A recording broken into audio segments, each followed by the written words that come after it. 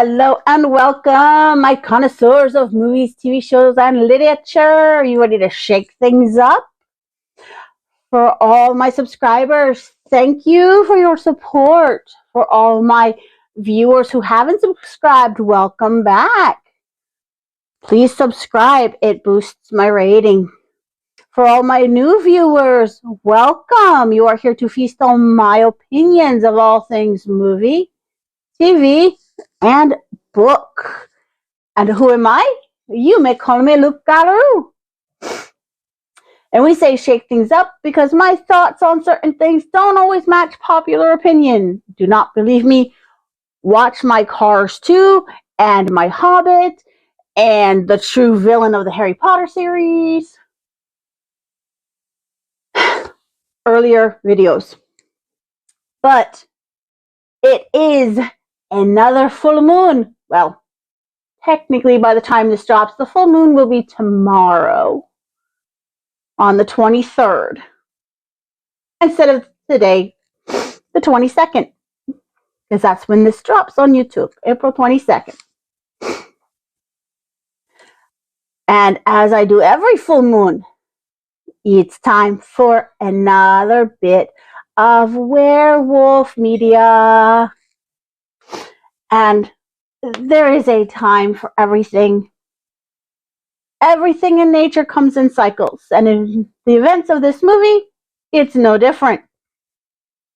And I will be the first to admit I am and can still be a bit of a slacker. I wanted to do this video much earlier, but it took me way too long to wrap my head around sitting still and actually reading Cycle of the Werewolf, which is a Stephen King novel. One of the phone games I play is chirping, saying some of my stuff is ready. But Cycle of the Werewolf became the movie Silver Bullet, which is what we will be discussing.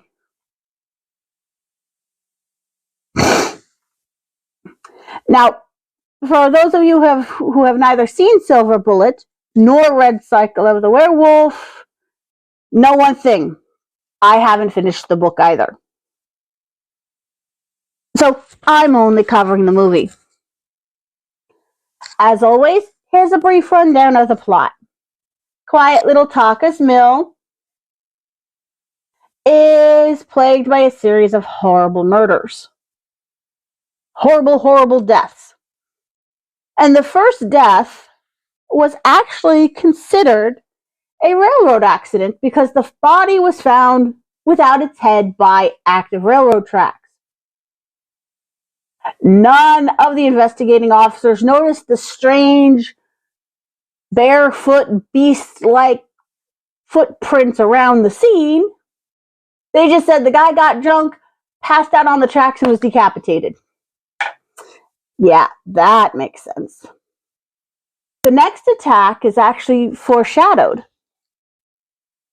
And Tarker's Mill is having this big gathering of the town to support your church. And the older sister and narrator, Jane, of our protagonist, Marty, overhears an argument. And it is a pregnant young mistress arguing with the father of her child. He has the audacity to say, "It's your oven, but it ain't my bun. Stop talking to me again." Now, he's the only man she ever gave herself to because she was one of those obsessive, he's the love of my life types. So when he rejected her, after he found out there was proof to their affair, she confessed to the local priest. You do not see this on screen, but you hear about it later. She confessed to the local priest that she was just going to end it all. If he does not, don't mind the dog, it's outside. It's a wolf. It's a wolf. Crazy pupper. But she was just going to end it all if he rejected her. Well, the werewolf shows up and takes her out instead. You have to watch the movie as to why. It totally blows the werewolves are stupid, mindless animals that don't know what they're doing theory out of the water.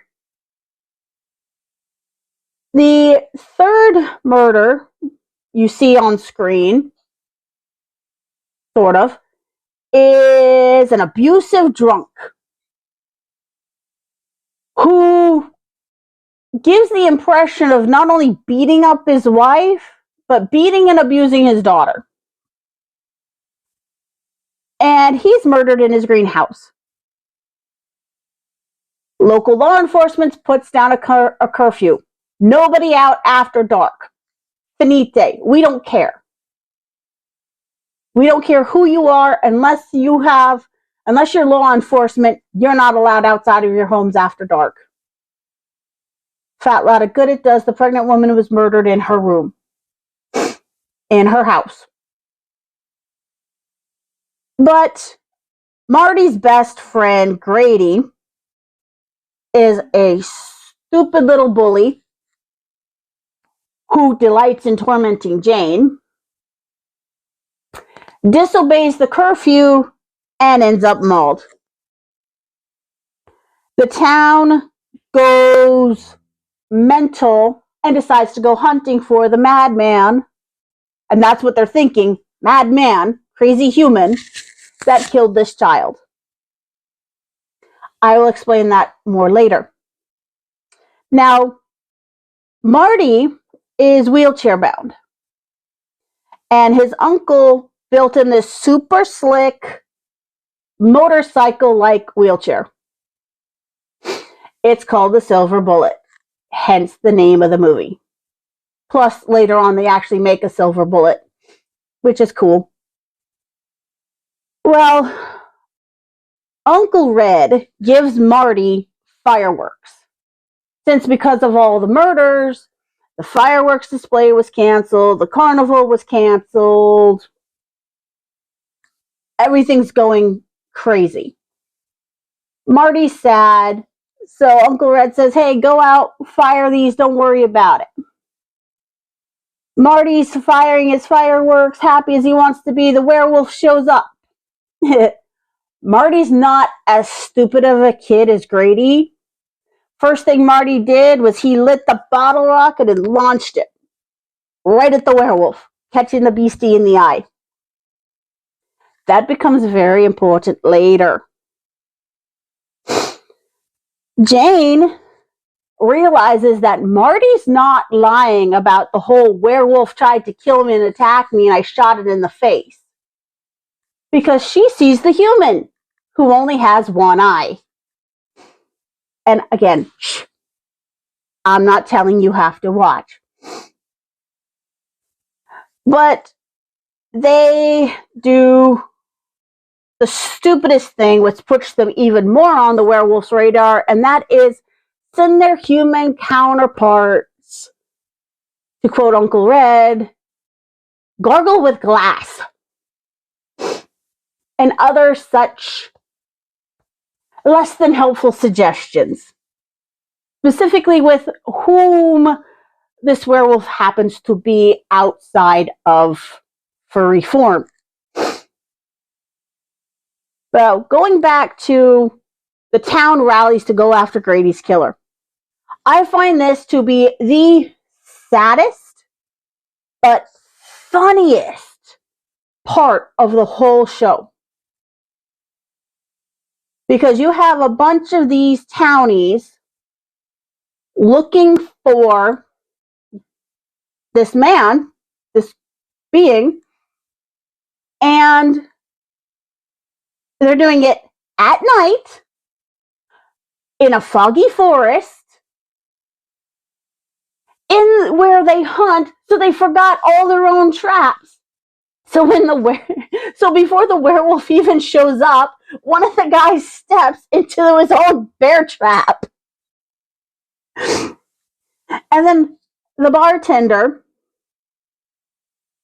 decides he's going to fight this maniac with only a baseball bat.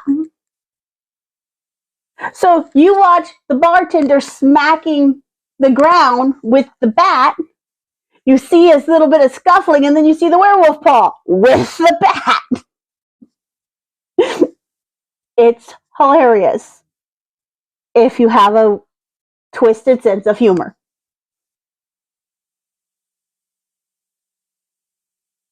Now,